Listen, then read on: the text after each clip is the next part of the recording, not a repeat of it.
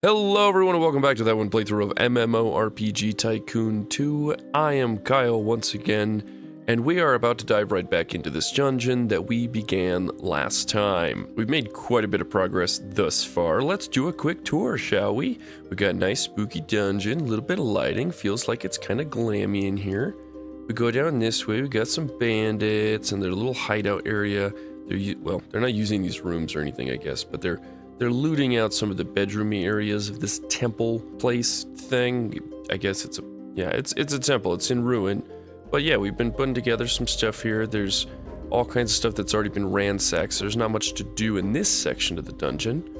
Yeah, but we've got a few rooms that people can go to. There is one little thing here. We got a plant monster to fight. He's hiding a key over here. There's a key. And then once the players get the key, they'll be able to go this direction and into the main chambers where the bandits are actually having their little camp here. Little camp, there's trees that are growing in through the ceiling. It looks pretty awesome. We've got a couple of doors here that are locked and got some bandits that are trying to find their way through. So once our players get a key, they'll be able to go in and access the more dangerous parts of the dungeon. Ideally, it doesn't matter which section they go to first. Arguably, this one is a bad idea because then you don't actually have the boss key yet, which is beyond that door. But if you go through this one, there's another key hidden in here that would allow you to access one of these doors. If you go in this one, there's another key hidden in here. But this one particularly is actually where the boss dungeon is. No, not the boss dungeon. That's not what I meant. It wasn't the boss dungeon. This is where the what's it called? The semi-boss is going to be located. Yeah, so we're going to be working on this section in here. So to start out with, we're going to take our little crab monster guys and we're going to go play with it. I should actually deactivate this because I was just doing some random testing and we probably shouldn't have an open dungeon while we're still building it. One second. I'm really going to like scatter these guys probably for the most part. Like they should be kind of everywhere. We'll reorganize them, but essentially I want it to feel like the party just gets to fight something all over the place. I don't have abilities yet. Got to work on that still, but I want to build out this section.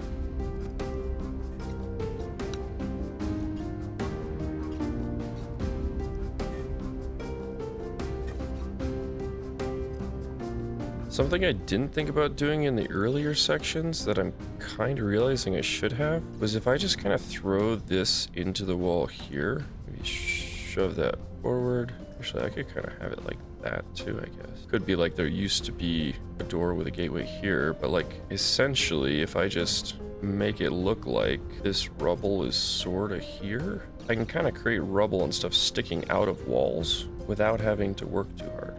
Yeah, like if I wanted there to be just like some of these wooden platform things, I can even use this one because it's just a smaller piece.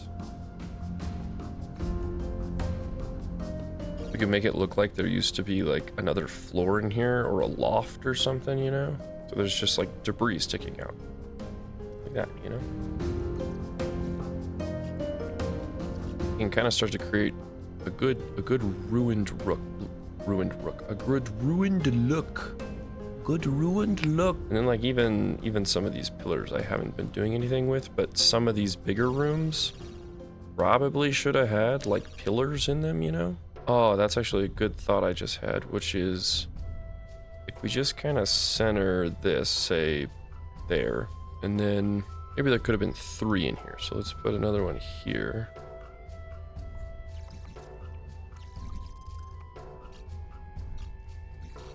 I don't have enough light. That's okay. I have a solution. I'm gonna attach a quick campfire to the ceiling real quick, as one does. Does 2 things. 1, it gives me light. 2, it shows me where the actual, roof is.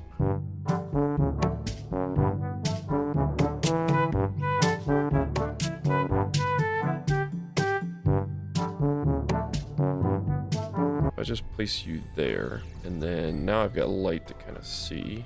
But I think if we just scale, we just scale you up. We'll see you go in the ceiling, so we'll know right about there is accurate. We can just verify too that these are about the same height. give or take. Close enough. And then something I wanted to do was use these for lighting. Now I know specific, yeah, these ones are specific to this kind of cavern. Now I can place you on.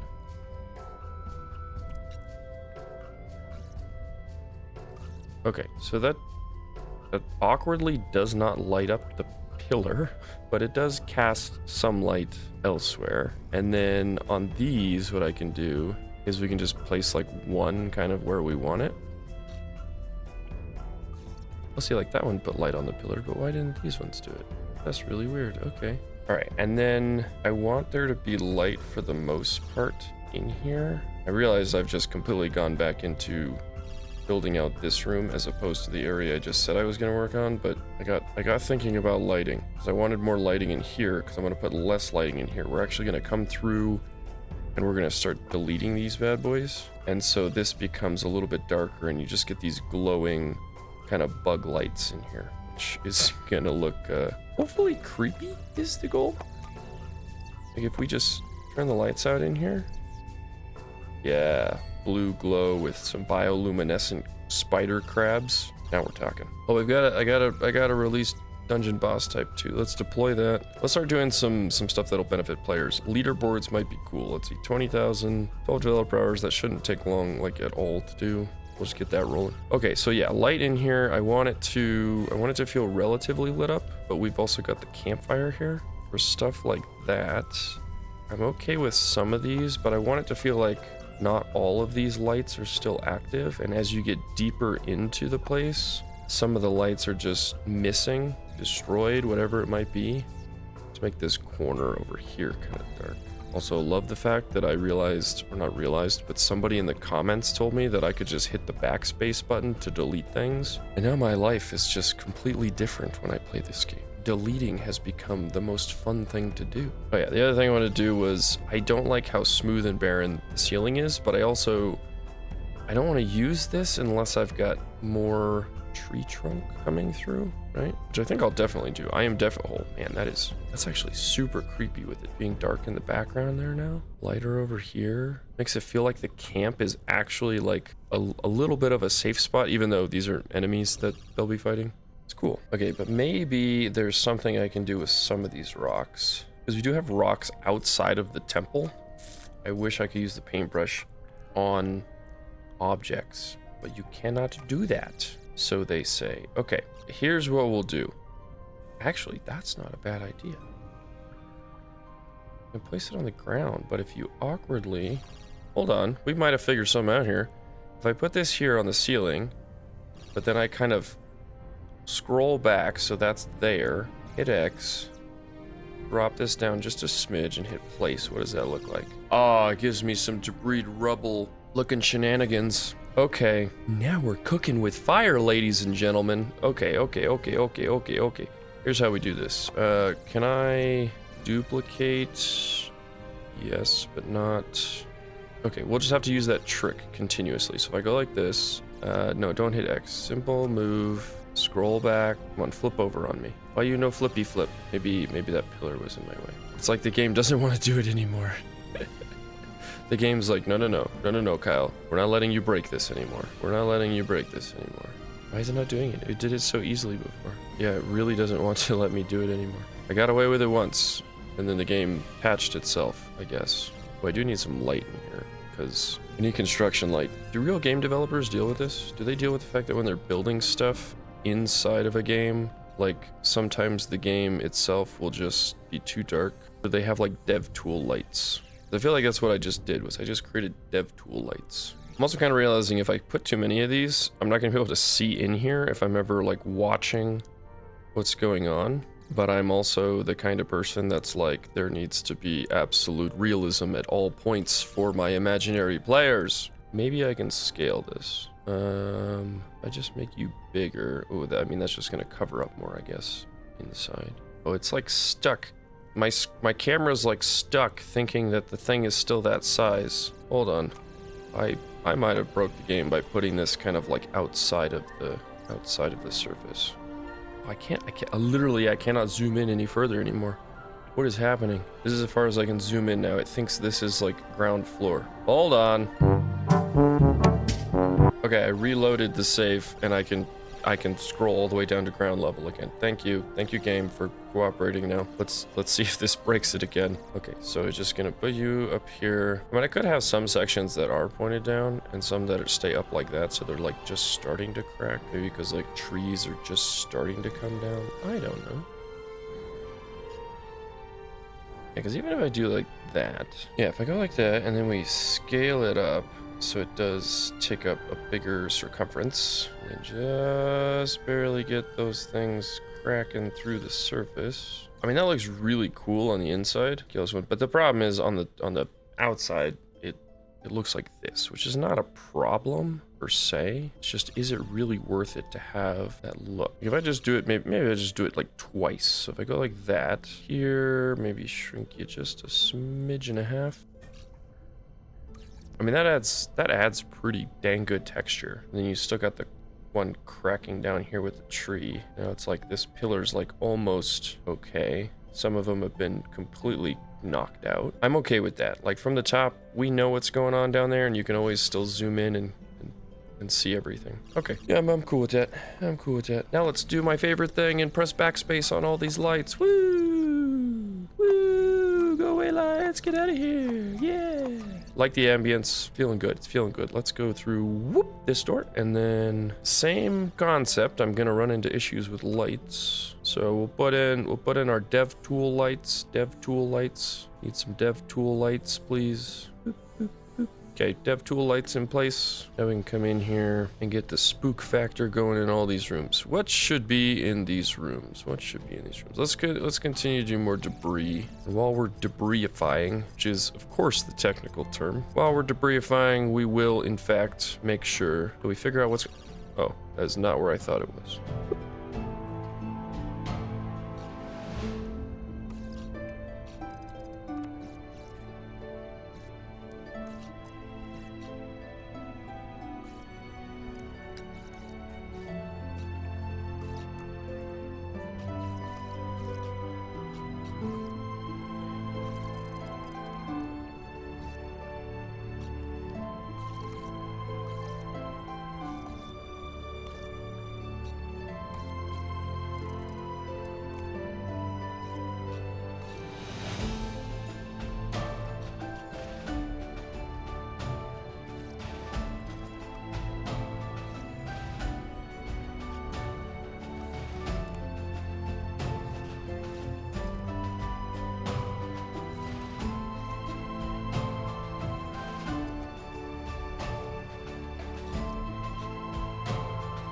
Okay, so one thing thematically that I want in here is access points. Kind of like things got in, like creatures got in, but there are these creatures in here specifically that we're not finding in the outside world, and I would like to think that they came from the ocean depths, but with a little more context to it, I guess. Like they were summoned by Melasana herself. Like you must come to this temple in these specific areas, and you must protect what is mine so that only the worthy can come through. And so it's got to be like, she didn't just necessarily go bloop and summon them in there and they existed within these walls. Obviously, like a deity could do that, sure. But I want it to feel like the deity willed it by actually manipulating the world. So we're gonna put some like cracked ceilings for trees to come through again. And this province that this is built in is near the ocean intentionally so that there could kind of be this access to some extent. So I am going to put another tree doohickey in here. Let's just duplicate one of these so the sizing is correct. Yeah, and we can just have this kind of take up a room. That, and then I will cheat a little bit and we'll just duplicate this as well. Actually, what I should have done, yeah, get to backspace. What I should have done was grabbed literally just those two items. Yep, two. Duplicate. This is the entire point of the duplicate tool, Kyle. This is the point. This is the point. Now I come in here and I put the tree where I want to have the tree, and it comes pre-populated with cracked ceiling. Bada bing, bada boom. Look at that. I am the best. I'm a real game dev now. Isn't that what they do? They just reuse assets? And then I could totally just cheat the system some more, actually, and just grab more stuff from the floor, couldn't I? Should I just do that? All right. They call this the Bethesda technique. You just reuse all the assets. So if I just go like this. Oh crap, I've captured everything in the background. That's not good. What's the best way to do this? Maybe from the top, just kind of looking down like this. I think I've got the other tree in there now. Can I capture more? If I do control click? No, that just does everything in view. Maybe if I get the right angle, we just... Why is that getting the other tree over there? That doesn't make any sense to me. All right, that has most of the debris, right? I think so. Let's try it now. Yeah, it's got a good chunk of debris. So if I just spin this maybe to the spot that I want to have it, I could kind of go... Yeah, we can tuck it in the corner a little bit. It doesn't have to be like in the room. Yeah, there. Now we've got a perfectly good pre-built destruction. You guys run funny. That was hilarious. We can make this a little like fighty room. I think that's a technical term. Mostly because I want to have something visually here too that kind of says water's coming in. I think if I just have a water option here. Speed, what is speed? Oh, I can show it moving? Probably shouldn't be too much speed in here. Oh, that sound is a little unnerving. Okay, so if we kind of go like that, then there kind of is some water in here. Like from a distance, it's definitely like, oh yeah, that's water. But up close, as a player, I'm questioning things just a smidge. Also, I need to get rid of the light. Right, so then if I get rid of you as well, how does this room look and feel? It's terrifying, actually. There's a big, giant, dark void here. How do I... Well, you can kind of see it from that angle. I guess I would need to change the lighting angle. You can change where the shadow is. So if I did something like angled it there, you would see the tree in there, but like how does that start to look? I guess it just depends on how much ambient lighting I have. So like that creates lighting there that works. You can see stuff more coming in here. Get rid of that. But in certain areas it creates interesting shadows. Like in this room, it's gonna feel insanely dark because that wall just looks like a shadow. So I guess that's where the strength comes in. But even then, it's really angle dependent, huh? That's main light, ambient light. Maybe I need, whoa, okay. I can make this dark. What did I have it set to? Basically black. Okay. I could still make this a blue hue, keep it on the lighter blue side of things, but I can bring the strength down. So that way we put it in a spot where we can kind of still see stuff. What happens if I brighten that? That makes it so you can see the walls and then there's still light there. How does that make... Okay, that's doable now. You come in here, the light's shining there, but like you can still see the walls and stuff. That's kind of what I want to make sure still happens. You can still see the walls. That's the regular light. Okay, got it. I understand the things now. So that will help us, kind of get the right feel we're looking for in these darker corridors. We could put a couple of spots maybe where there's lights still. Like I like the idea of it still being by the entrance. And then you see that one light there, but then any direction you go has got a little bit, it's a little ominous, you know? Down here, got big debris and tree. Down here, it'll be a little darker once we get that light off. I will find you, light. I will find you in the darkness here. All right, maybe there's just, it just looks weird because it's like, all right, there we go, that's better. But what's really cool is like abilities and stuff will actually cause light. So if they use like for example, you know, wizard comes through here and uses fireball, it'll light up the room. You know, as wizards do, tight corridors, just throw fireballs around, you lunatics.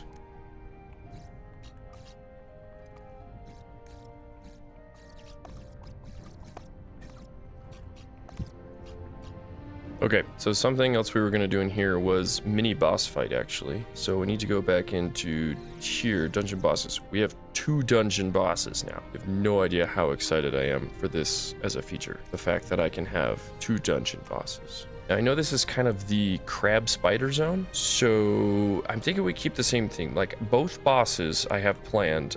Well, I don't really have this first boss really planned. The main boss I've got planned, but in terms of this mini boss, I still want to go kind of with the crab idea, more or less a bigger version of what we currently have. But I'd like to start with maybe that body, because the body I have now has the fin. No, let's keep the fin. So that's the iguana. Oh, maybe I keep the tail on him now. Keep the tail. We could go a weirder head with it, make him unique, you know? Or I could use that head for like the main boss. Otherwise, he looks like this. It's kind of a, I mean, it's a kind of a shrimp head almost, because the main body that, or yeah, the main like prefab that uses this is a hermit crab. Let's keep him this way the same. We'll make the main boss very unique. Maybe use that other head.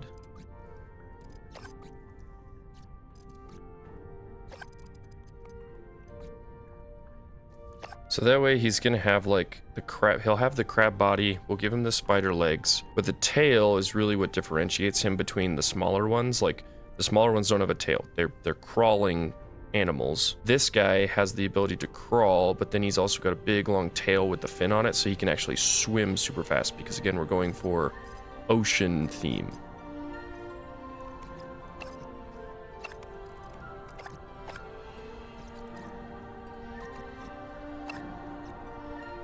That's looking pretty solid already. Got the crab arms and the legs. Just need to adjust the arms. Oh, that's pretty terrifying. I don't want to use, so it's got a hermit crab function to it where the one claw is bigger than the other. We're gonna keep it a little more tame and keep them a little bit more the same. All right, then we just got to start matching colors as best as possible.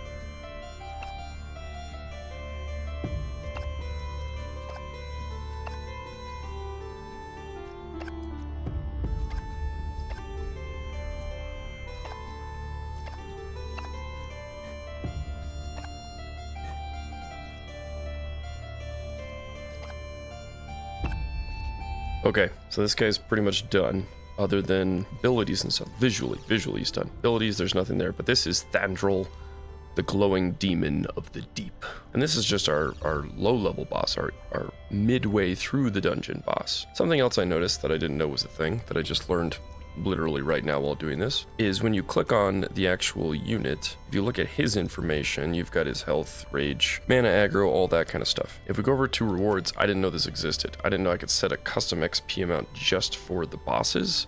I also didn't know I could adjust their loot.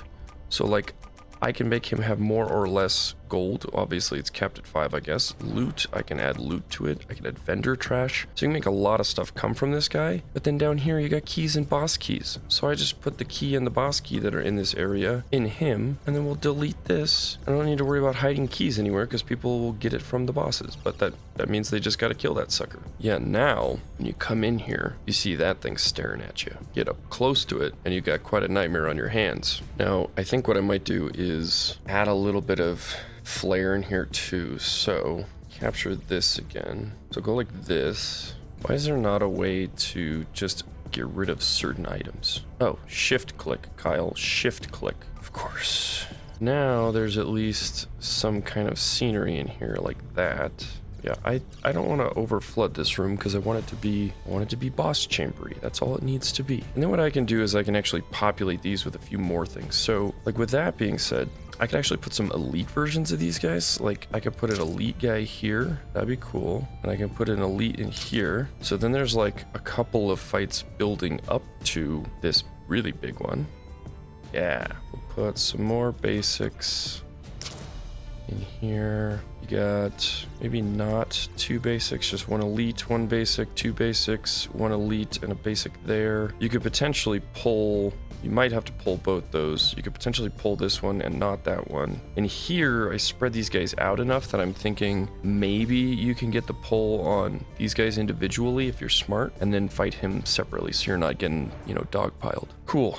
And then over here, we'll put some elites, maybe just literally 2 elite guys in here. And then we'll surprise you with just a basic back here, right here, and then we'll add like the loot and stuff in there.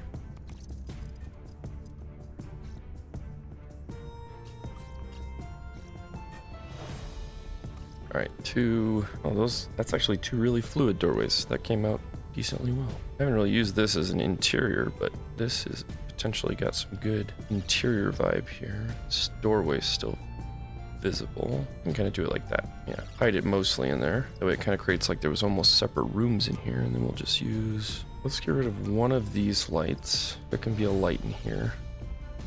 Because we're gonna say that the Molossinoids, we're gonna say that they really don't like light. They are specifically attracted to dark areas. But if we have a couple lights, it can kind of explain why there's not too many of them. But then like these big guys are gonna want it to be pretty dark. Again, the whole point is they kind of glow in the dark. So when you come in here, you at least can like identify by their eyes and their legs, which they would kind of use as like lures to hunt.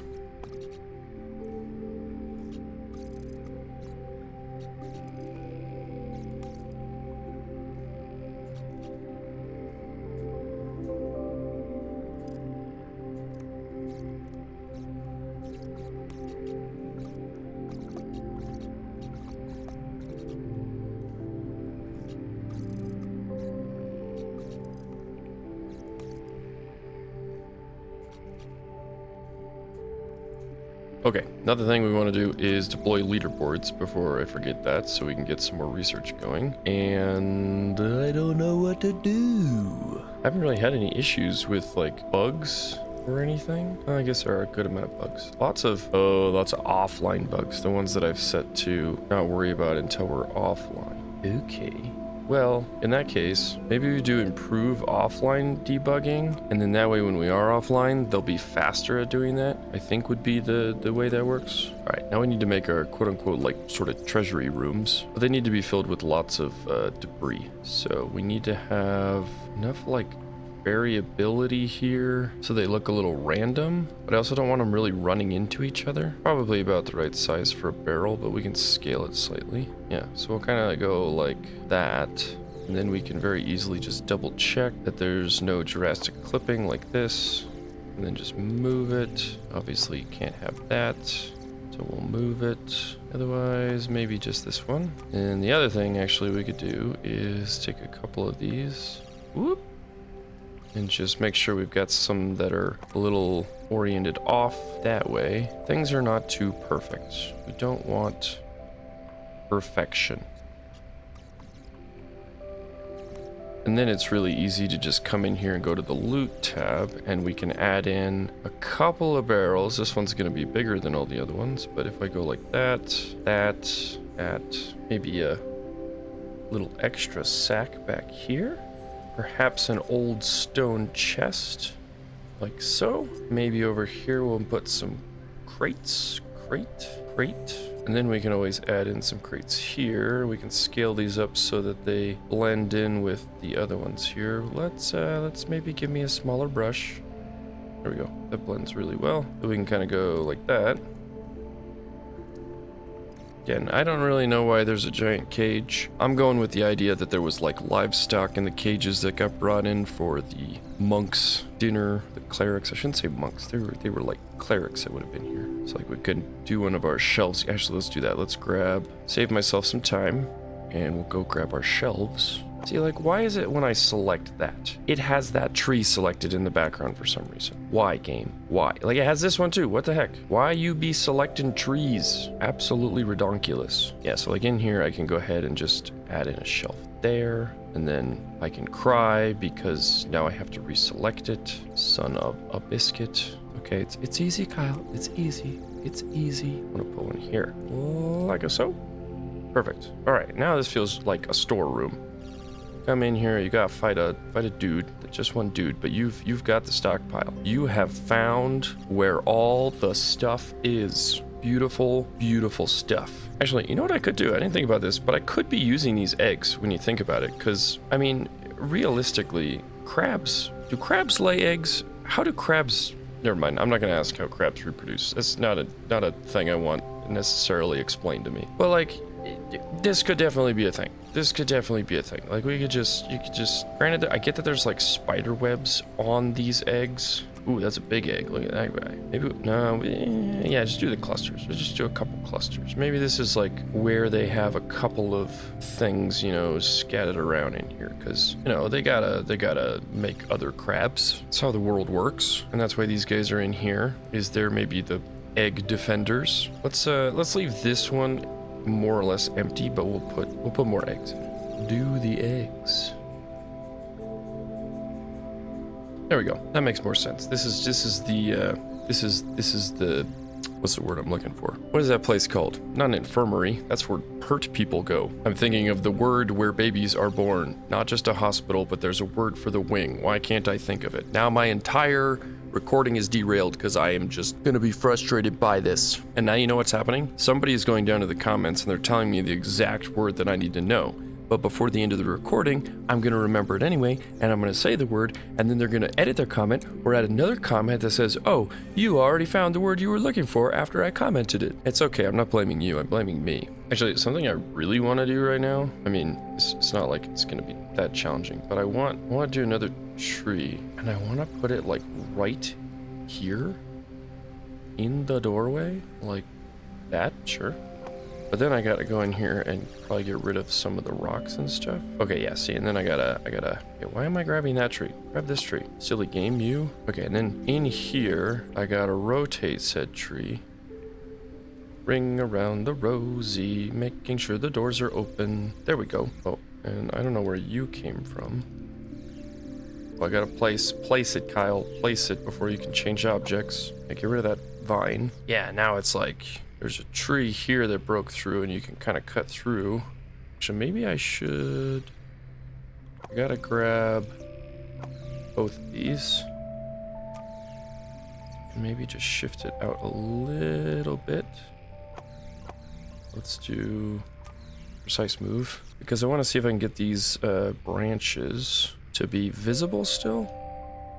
That, and then we'll rotate it again so that the doorways still seem open like that. That's pretty good. So yeah, now there's a tree there as well, which I'm not necessarily trying to block the door, but like I want to give the player some, you know, walk through the tree type of shenanigans, because, you know, people love walking through trees, I think. I don't know. Let me know in the comment, do you like to walk through trees? I mean, if you're a druid, I bet you could do it, but us average people, probably not. I do need some debris though, so maybe I still grab you. There we go. That way you can still walk through here. Nice, and you get through here, and then you're in the loot room. All right, this is coming together. Who knew I was gonna have trees inside of this dungeon? I sure as heck didn't know that. We got one more section to tackle here. All right, first and foremost, let's get rid of some of this. The reason I'm getting rid of the vines in these back sections is because I'm getting rid of the lights as well. So it kind of just makes sense to me. As long as I'm not accidentally destroying anything else back here, right? I'll just go like this to make sure I'm only getting stuff that I actually want destroyed. So yeah, well, I don't want the vines because the vines to me can really only grow where there's some amount of light. And if we're really eliminating all the light, there ain't gonna be none dem. So like those vines are fine, and then you get in here and you're just in the dark, dank depths. What I also want to do here is, after thinking about this, I think it would be smart to kind of not necessarily like delete too much of this, but we'll make kind of a pathway. Just a little zigzag, just for character, and then we're gonna like have debris to kind of showcase. Used to be a big grand hallway, but now it's kind of, you know, caved in parts. Actually, get rid of that. I got an idea. We'll make sure we add a couple of these guys scattered. Let's put one last elite here. Put a normal back here, and then we're gonna just leave it open. And then in the main boss chamber, we've got our main boss that we'll build out. So let's scenaryize this as quick as we can. I'm also realizing it put all of the plants back since I reorganized what these hallways look like. You punks, get rid of all those, and then put the monsters back.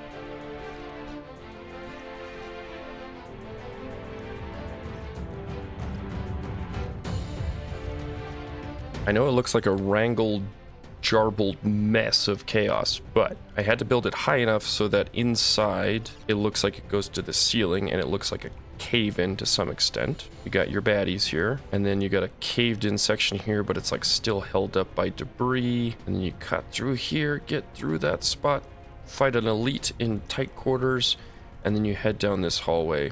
There's this little hallway here, but I'm just gonna probably have that lead to a cave-in as well, so I'll probably just grab a couple of things, like, let's do...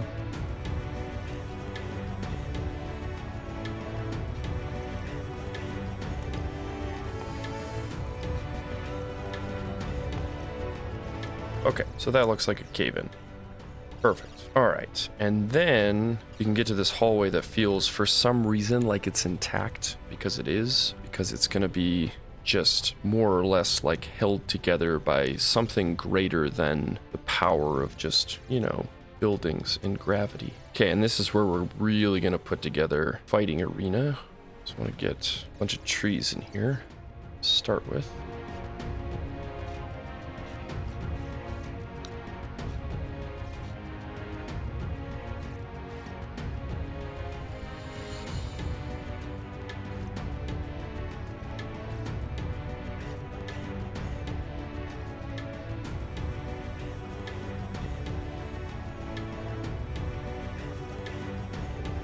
I want to kind of go into this corner with it, so it's a walkable path, and then that's kind of where we'll put the loot corner. Let's grab you and get rid of you, and there's another light here.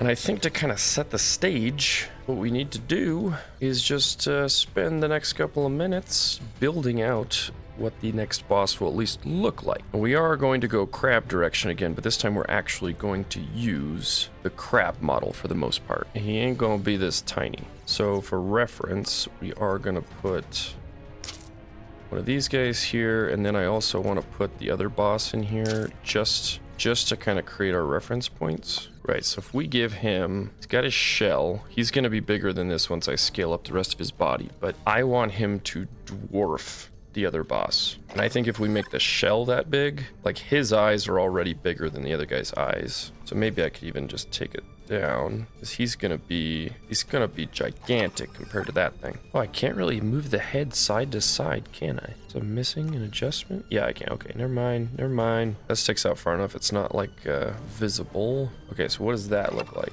Yeah, that's pretty ultra terrifying. Okay, we'll keep plugging away at this.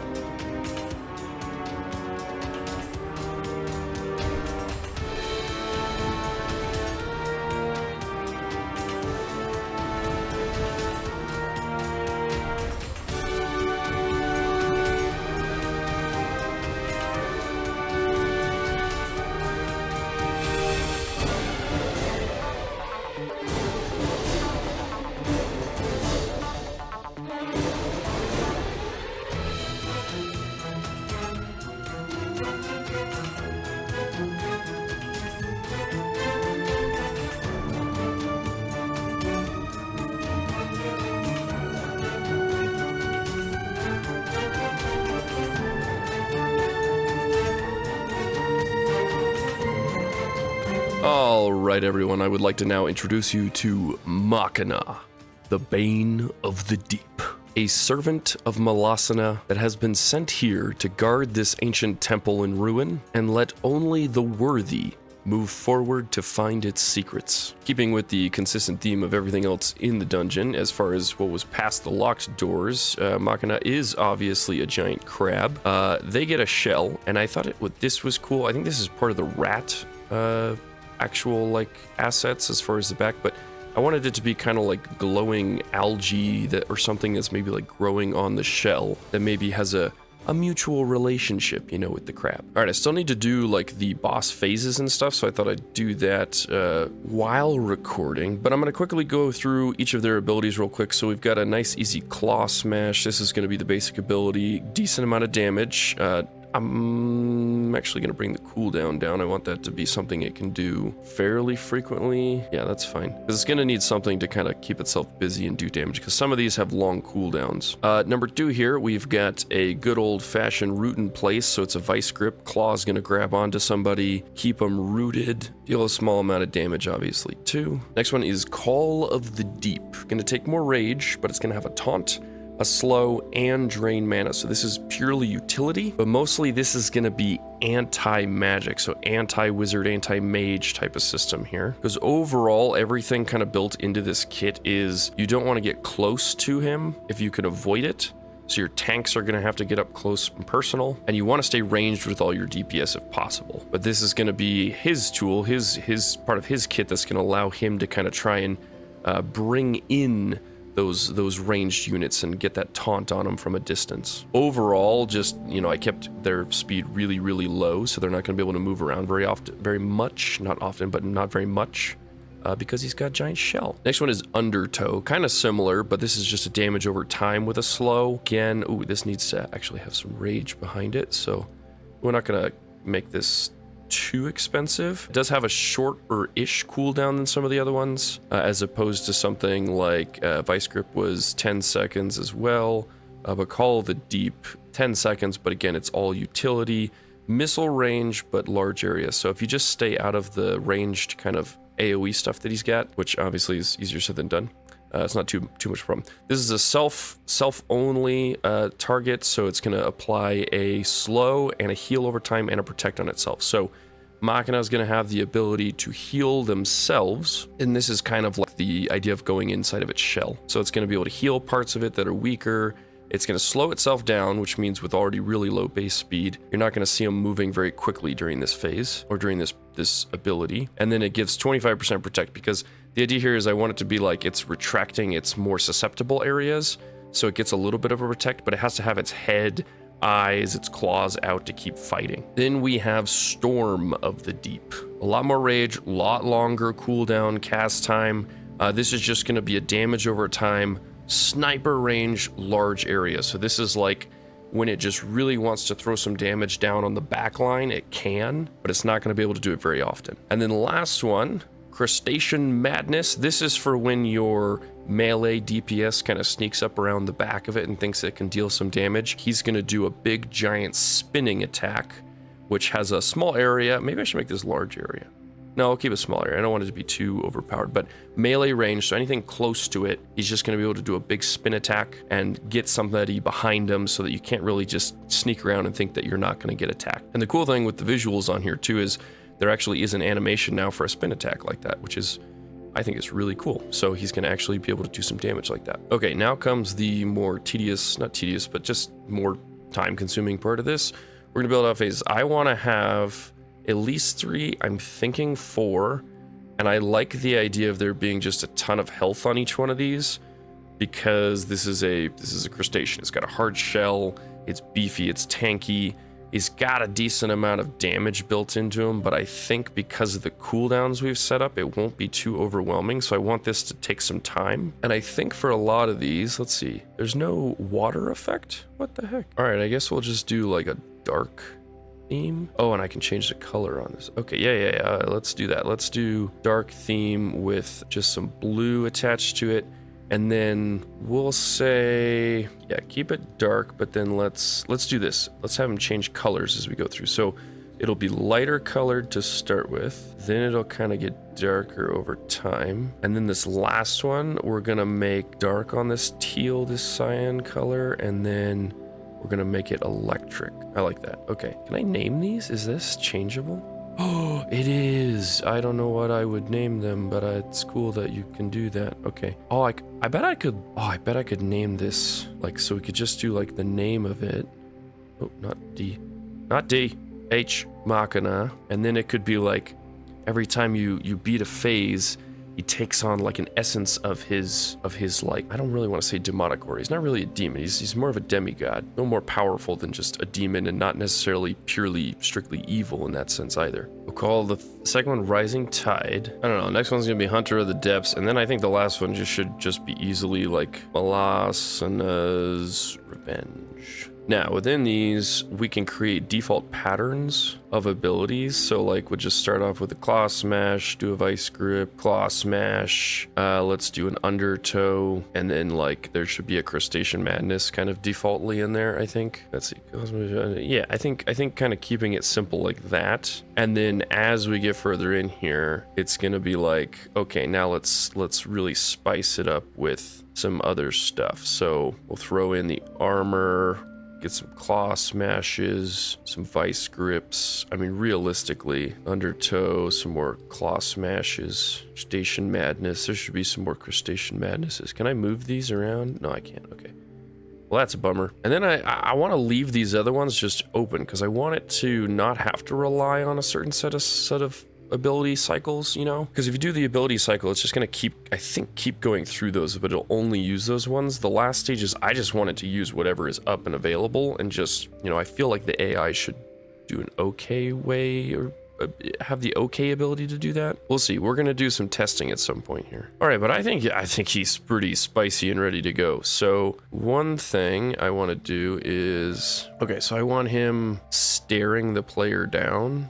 So I'll kind of make sure you're aimed here. What is this? Oh, I put a size comparison person there. Lol. Okay, let's get you to move directly toward there. That's how fast he actually moves. So it's not quick, which is good. I didn't want it to be fast or anything. Okay, the other thing I want to do is utilize some of these kind of debris setups I had.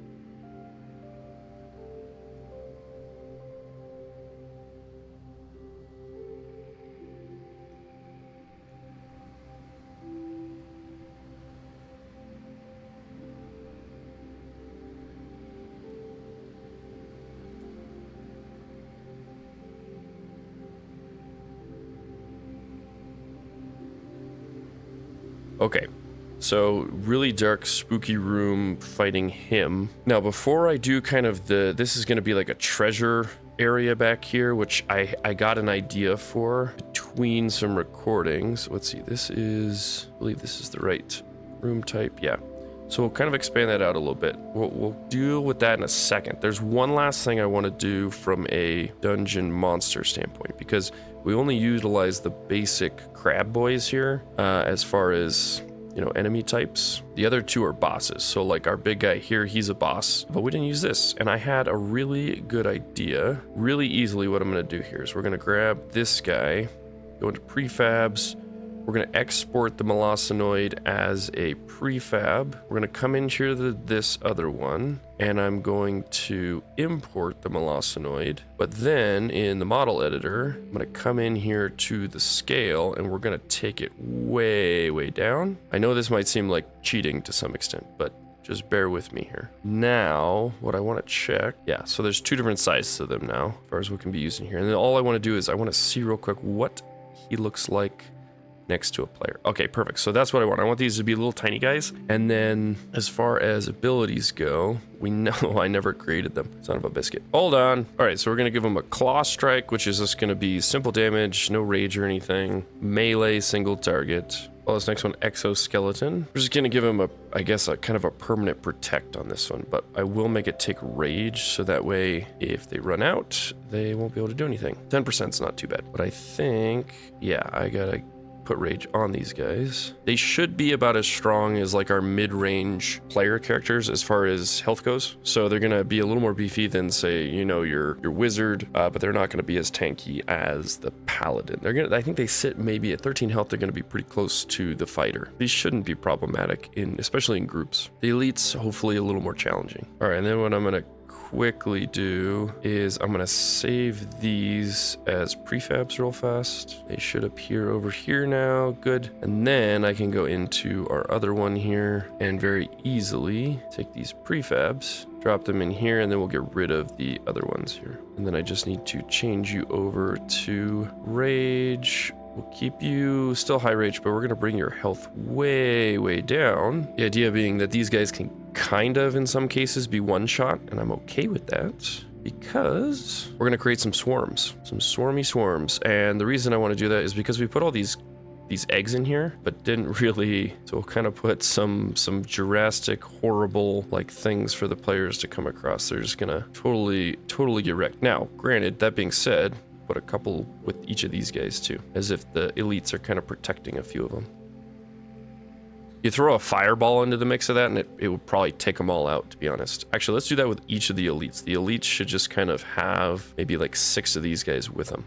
Here's elite in here. Is there any other elites? I think these are basic guys. Maybe put a couple with each of these, so when you pull the regular ones there, you deal with it. You should have a couple with you. I am probably turning these into some really horrible, annoying fights, but I want it to feel like these are creatures that are creatures, and they have their own ways in which they deal with things. All right, and then after you beat the boss, we're just gonna throw a couple in here just to mess with you. Spicy indeed. Gonna add some light back here just real quick. Okay, so in here is gonna be like, you know, typical like Legend of Zelda chest room. All right, so in here we can put, we'll just max out like loot and stuff and gold. No keys, we don't need those.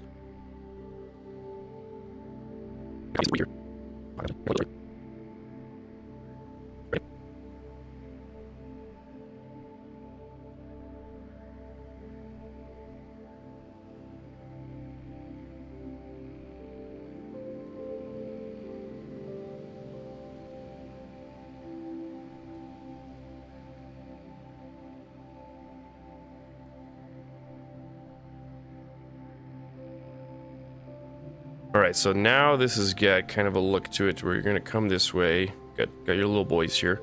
Get through here, there's a lot of rubble, and then we're gonna have a chest.